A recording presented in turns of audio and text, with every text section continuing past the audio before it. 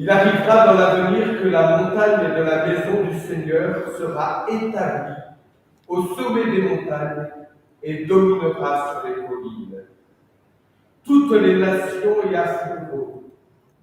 Des peuples nombreux se mettront en marche et diront: venez, montons à la montagne du Seigneur, à la maison du Dieu de Jacob. Il nous montrera ses chemins et nous marcherons sur ses routes. Oui, c'est de Sion que vient l'instruction, et de Jérusalem la parole du Seigneur.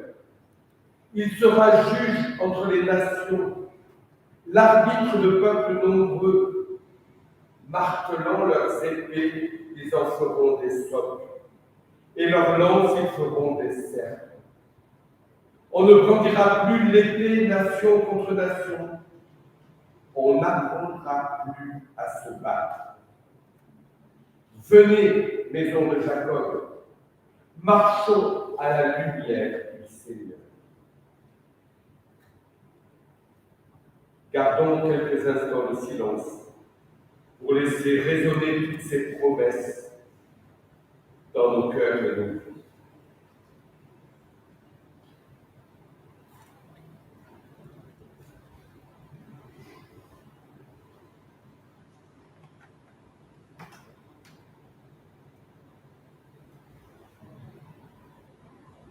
Devant l'immeuble des Nations Unies à New York, il y a une statue.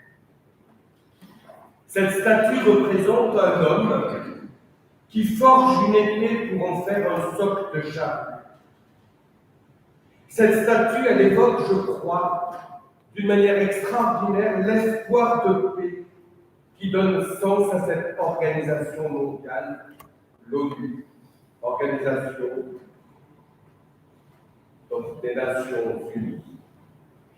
Je crois que cette statue invite toutes les nations, nous invite toutes et tous à chercher d'abord et avant tout la paix, à agir pour la paix entre les nations, bien sûr, et Dieu sait qu'on en a besoin aujourd'hui, mais aussi dans chaque nation, et Dieu sait que notre pays a besoin de retrouver une véritable paix, mais aussi dans nos villes et nos campagnes, nos vallées, avec nos voisins, nos voisines, nos collègues de travail, au sein même de nos familles,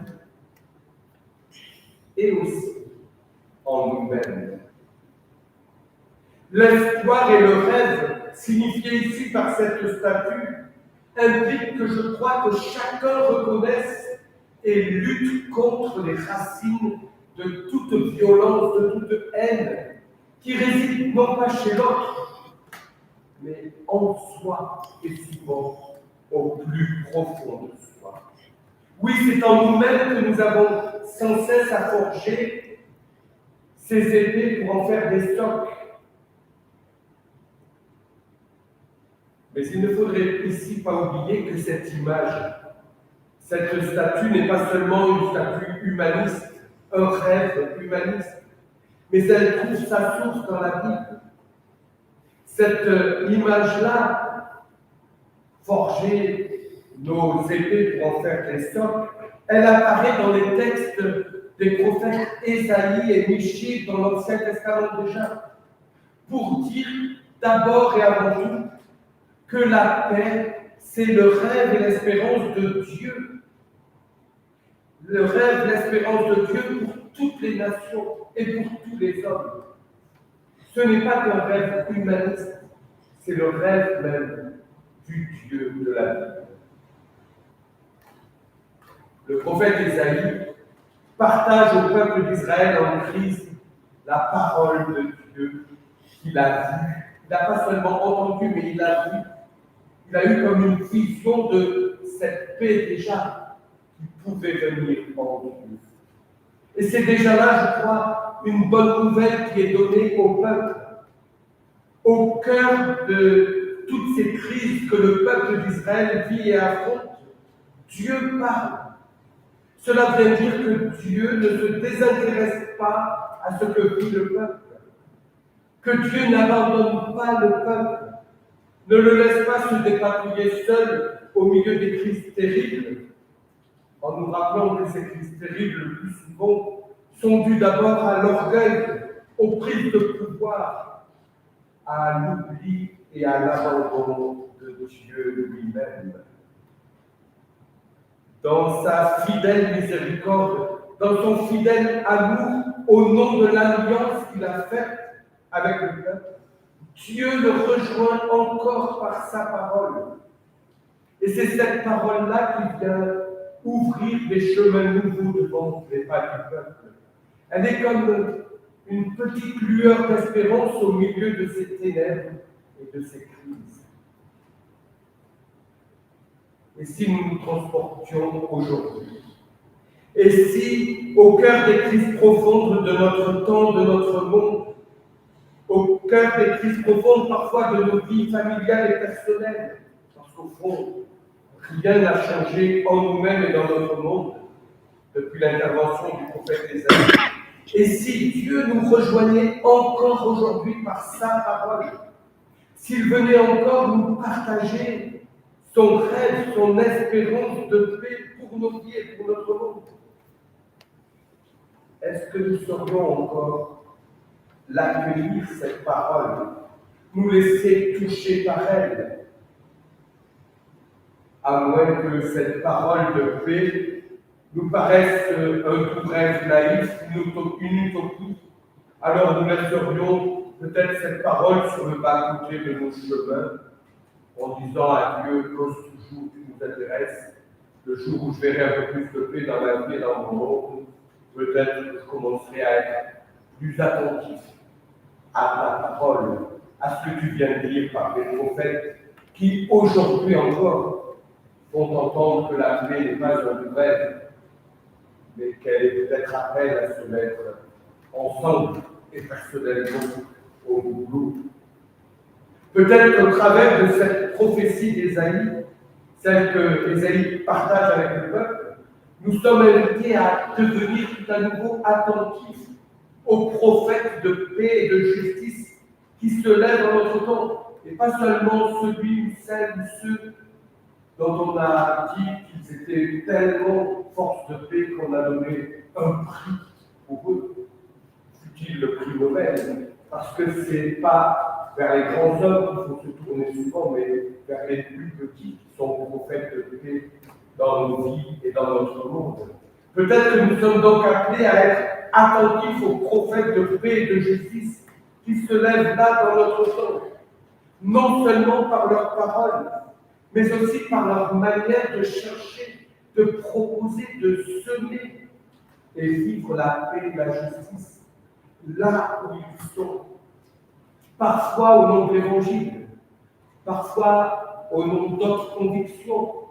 Mais l'essentiel, c'est cette recherche de paix qui est là chez les uns et chez les autres et qui nous invite à nous mettre en marche aussi. Pas seulement à la recherche de la paix, mais en marche pour partager, faire naître ou renaître encore la paix là où nous sommes. Si au travers de ces petits comme de ces grands qui se battent pour la paix et la justice aujourd'hui, nous étions invités à discerner Dieu lui-même, ce Dieu qui continue d'espérer, de rêver, de nous apaiser, une création réconciliée, renouvelée. Ce Dieu qui continue de venir pour appeler à la paix. Parce que s'il est source de paix, il est aussi celui qui nous appelle à la paix, car là est le seul chemin de salut. Pour nos vies, pour nos familles, pour nos villages, pour nos villes, pour notre pays et pour tout ce qui se vit entre les nations. Ce qui me touche particulièrement dans cette prophétie d'Ésaïe, c'est de voir les peuples monter et se rejoindre les uns les autres sur la montagne. Pas la montagne géographique sur laquelle est Jérusalem, mais on voit bien que là, la paix, c'est un vain mot pour l'instant. Mais cette montagne qui est le lieu symbolique de la rencontre avec Dieu, lieu où Dieu donne sa parole, son enseignement. Et ici, Ésaïe a une vision universelle de cette paix, en voyant tous les peuples qui se déplacent vers la montagne, vers la rencontre avec Dieu. Il y a là comme une véritable unité de projet, de but pour toutes les nations. Et c'est à partir de cette rencontre avec Dieu et sa parole que tous peuvent être déplacés par cette parole. Tous peuvent emprunter un nouveau chemin, éclairé par la parole qui unit et qui donne la paix et la justice. Pour Ésaïe, le prophète, la racine et la source de toute paix, de toute justice se trouve ainsi en Dieu seul.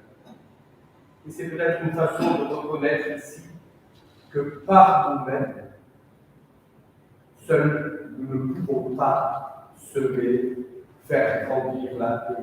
Et que nous avons besoin de cet autre, de ce Dieu qui vient, qui est source de paix et de justice, pour qu'avec lui, à sa suite, nous continuions à grandir dans cette paix et cette justice, à partager sans modération.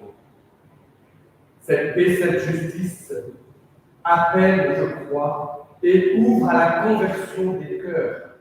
C'est elle, cette parole qui crée la paix en remplacement de la violence, qui crée en moi la justice en remplacement de tout ce qui peut écraser et mettre à mort toute relation. Et là encore, je le redis, parce que c'est essentiel. Dans les temps où nous vivons, il ne s'agit pas seulement de regarder les relations entre les nations, mais de regarder à toute relation, même celles qui parfois sont les plus intimes et les plus difficiles, et qui ne sont pas des lieux parfois de paix et de justice, mais des lieux où on se tourne encore le dos, parfois on ne sait même plus pourquoi. Tout cela, c'est de la violence, tout cela, c'est de la haine, tout cela, c'est de l'injustice, et nous avons au plus profond de nous à accueillir cette parole qui est comme une semence, une graine de paix, de justice, au cœur de nos vies et dans toutes nos relations, comme dans notre nation, comme entre les nations.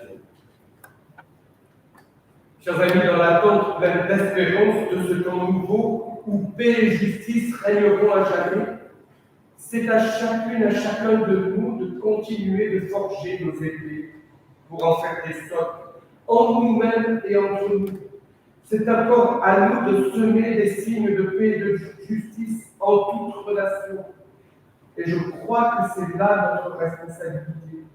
C'est là même l'unique témoignage que nous avons apporté au nom de notre foi en ce Dieu, dont la parole est source de paix et de justice. Au nom de notre foi en ce Dieu qui nous a ouvert la voie nouvelle de la paix et de la justice en Jésus-Christ. Parole vivante, des paroles aussi vivifiantes de Dieu, juste parmi les justes, celui que l'on nommera prince de la paix. La guerre, la violence, la haine, tout ce qui nous détourne de l'autre n'est donc plus une fatalité.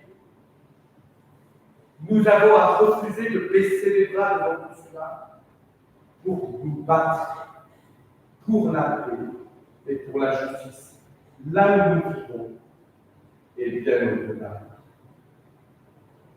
Ainsi, quand ce temps de l'Avent inauguré aujourd'hui, nous puissions simplement le vivre comme un temps d'attente et d'espérance, de paix et de justice, donné par Dieu en Jésus-Christ, Prince de la paix, lumière qui vient et qui ne cesse de venir jusqu'à nous.